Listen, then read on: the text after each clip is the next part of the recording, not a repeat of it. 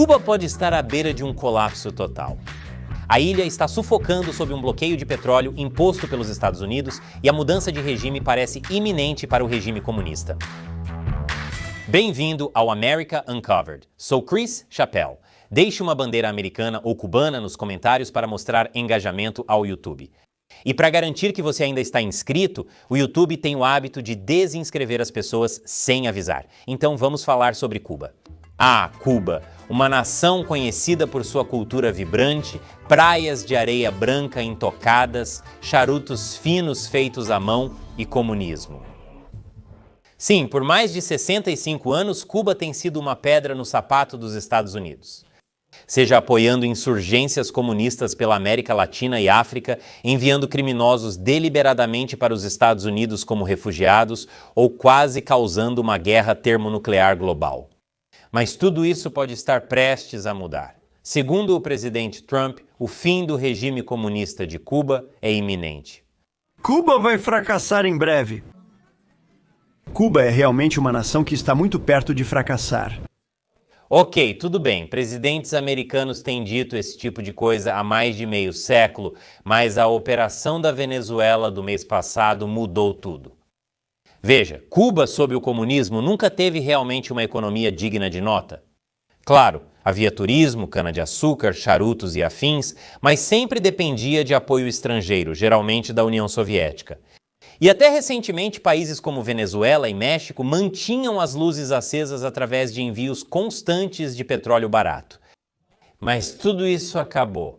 A captura de Maduro fechou a torneira do maior fornecedor de Cuba, e agora até o México interrompeu os envios por medo de irritar os Estados Unidos.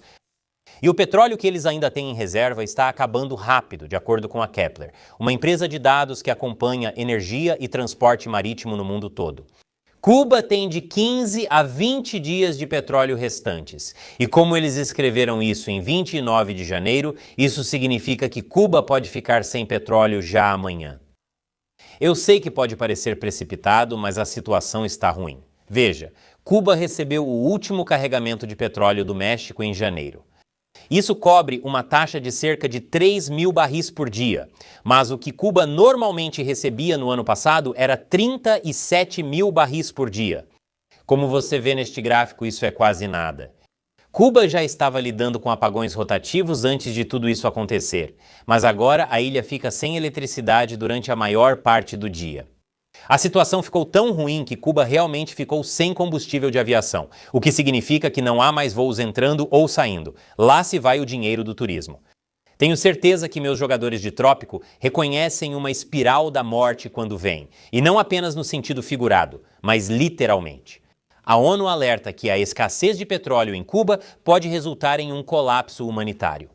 Reflita, grande parte da nossa infraestrutura básica depende de combustível e eletricidade. Estou falando de equipamentos agrícolas, hospitais, tudo. Sem petróleo, praticamente tudo em Cuba está indo a zero agora. Os Estados Unidos prometeram enviar 6 milhões de dólares em ajuda humanitária para Cuba, mas isso é praticamente insignificante. Então sim, isso não é um embargo comum. Quando questionado sobre mudança de regime em Cuba, o secretário de Estado cubano-americano dos Estados Unidos, Marco Rubio, disse o seguinte: Você vai se comprometer hoje a descartar uma mudança de regime dos Estados Unidos em Cuba? Mudança de regime? Não, preferimos ver esse regime continuar. Pergunto se você está tentando acelerar a queda do regime atual. Sim, mas isso é legal. É o Ato Helms-Burton. O embargo dos Estados Unidos a Cuba foi transformado em lei e exige mudança de regime para suspendê-lo. O que Rubio está dizendo é que depor o governo comunista de Cuba tem sido a regra nos Estados Unidos há muito tempo. Mas agora eles estão determinados a fazer isso e desta vez é pessoal.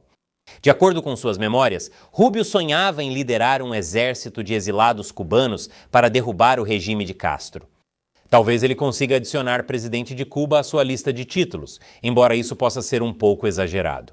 O próprio Trump diz que quer negociar com Cuba, mas os líderes cubanos estão dizendo que acabar com o regime está fora de questão, chegando a dizer que vão lutar até a última gota de sangue. Provavelmente não foi a melhor escolha de palavras. Os Estados Unidos gastaram quase $1 trilhão com o exército e todo mundo está realmente curioso para ver do que ele é capaz. Ainda assim, uma guerra direta com Cuba seria complicada. É mais fácil remover líderes e substituí-los por pessoas dispostas a cooperar. Os Estados Unidos. Meio parecido com o que os Estados Unidos fizeram na Venezuela ao tirar Maduro, depois disso Delcy Rodrigues assumiu. É por isso que Trump está atualmente procurando pessoas de dentro de Havana que estariam dispostas a fazer um acordo, mas isso pode ser difícil. A Venezuela era um narco-estado desorganizado com pessoas que não ligavam para o socialismo. Cuba, por outro lado, é mais uma ditadura stalinista clássica, e é muito mais difícil virar essas pessoas. Segundo um líder da oposição de Cuba, não há fraturas reais no poder que permitam uma agenda de mudanças. Eu absolutamente não vejo Delcy Rodrigues na elite cubana. Ele acrescentou que provocar uma explosão só serve para fortalecer a máquina repressiva do Estado e que uma mudança violenta de regime poderia levar a uma crise humanitária ainda pior. Em vez disso, ele propôs uma saída humanitária que inclui a libertação dos presos políticos, negociações e a abertura da economia de Cuba. Agora, isso pode soar bem, mas os Estados Unidos precisam ter cuidado, pois regimes socialistas totalitários não são os melhores parceiros quando se trata de negociar. Frequentemente, eles servem apenas como cortina de fumaça para dar tempo e recursos ao regime fortalecer seu poder, sem intenção de promover reformas. Veja a Coreia do Norte, repetidas vezes. O regime Kim ameaçou o mundo apenas para suavizar sua postura em troca do alívio de sanções sobre coisas como o petróleo. Mas nada nunca mudou dentro da Coreia do Norte. O fortalecimento militar deles e o abuso contra seu povo só continuaram. Depois eles faziam mais ameaças, voltavam para as negociações, conseguiam mais concessões e o ciclo continuava. Ditaduras comunistas, como a Coreia do Norte ou Cuba, podem continuar seguindo em frente, desde que suas elites e suas forças de segurança estejam bem alimentadas e satisfeitas. Seja Kim Jong-un ou a filha de Che Guevara. Uau! Você nunca imaginaria que Cuba estava no meio de uma crise de fome. Como exatamente tudo isso vai se desenrolar é incerto, mas espero que tudo acabe o mais rápido possível, porque quanto antes isso for resolvido, menos o povo cubano vai sofrer. O que você acha? Os Estados Unidos deveriam aliviar as sanções contra Cuba ou endurecer ainda mais? Comente abaixo. Leio o máximo possível. Para apoiar o America Uncovered, inscreva-se em americauncovered.tv, clicando no botão ou no link abaixo. Eu sou Chris Chappell.